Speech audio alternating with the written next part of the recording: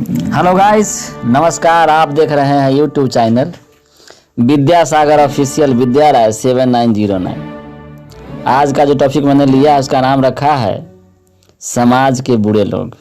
जी हाँ, बिल्कुल, समाज में बुरे लोग का महत्व अच्छे लोगों के लिए सबसे अधिक है, क्योंकि अगर बुरे लोग ना हो तो अच्छे लोग का महत्व समझ में नहीं आता है।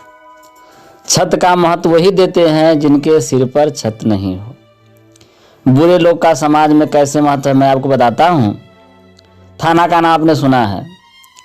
अगर डकैत नहीं हो, चोर बदमाश नहीं हो तो थाना को कौन चलाएगा?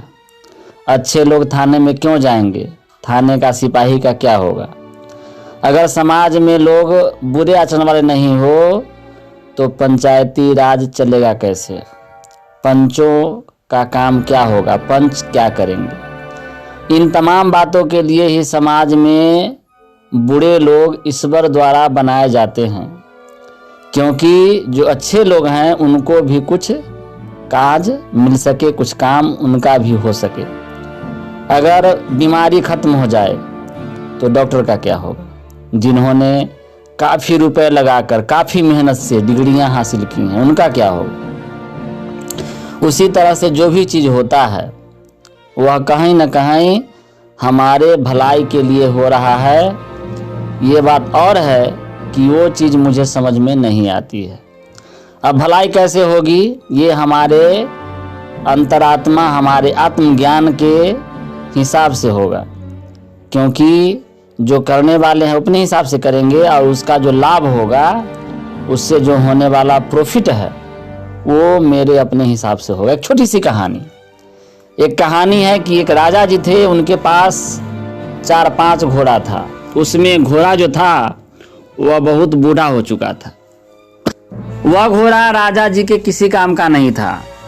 एक दिन क्या हुआ कि वो घोड़ा को जब खोला गया तो वो अचानक राजा जी के दरवाजे पर बने हुए इंडा में गिर गया, यानी इनार में गिर गया। इनार सूखा हुआ था, उसमें पानी नहीं था।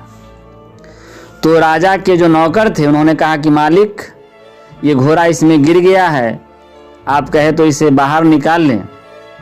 तो राजा ने कहा, अरे निकाल कर करोगे क्या? ये तो बूढ़ा हो गया है, अब सवारी के लायक भी नहीं रहा, इसको इसी में छोड़ दो।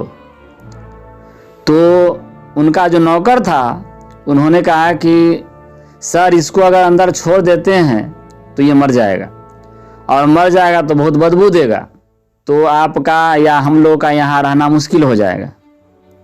इससे अच्छा है कि इसको इसी में मिट्टी डालकर ढक देते हैं।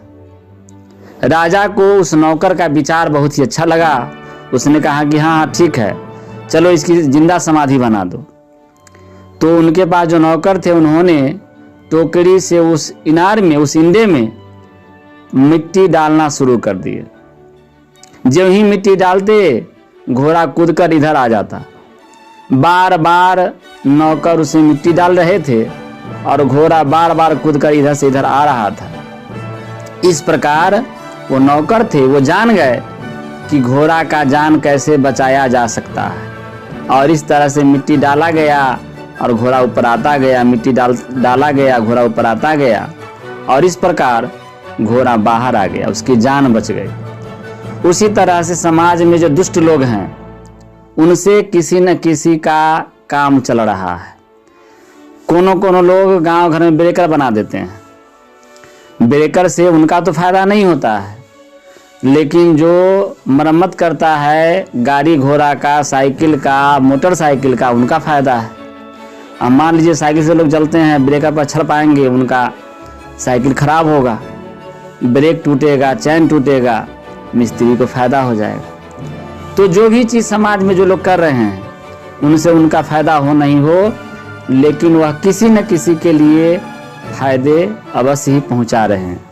इसलिए उनकी भी, उन लोगों को तलाश है जो उस लाइन में अपने परिवार के भरण पोषण के लिए कहीं न कहीं अपना रोजगार करके बैठे हुए हैं।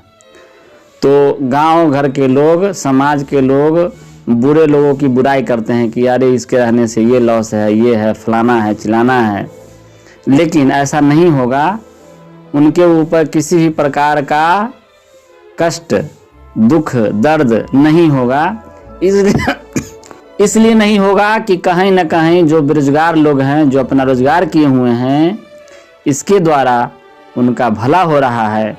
और आपने सुना होगा कि हम जैसे कर्म करते हैं उसका वैसा ही फल आता है।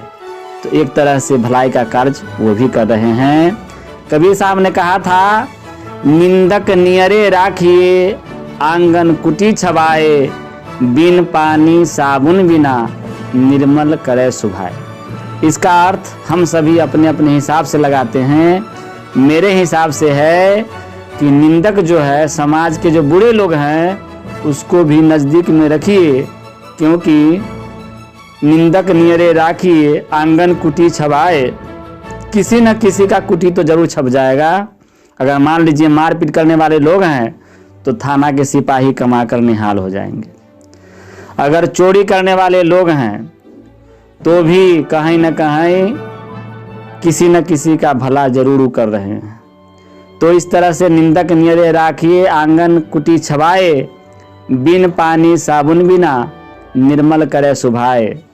बिना साबुन और तेल लगाए भी उनका जो चेहरा है वो साफ हो जाएगा, उन्नति के शिखर पर चले जाएंगे। उम्मीद है ये कहानी आपको बेहद पसंद आएगी। तो एक अनुरोध और है कि हमारे चैनल पर अगर नए हैं तो इसे सब्सक्राइब जरूर करें, लाइक करें, अपने दोस्तों में शेयर करें। मिलेंगे अगले वीडियो में, तब तक के लिए अपना ख्याल रखिएगा। जय हिंद, जय भारत।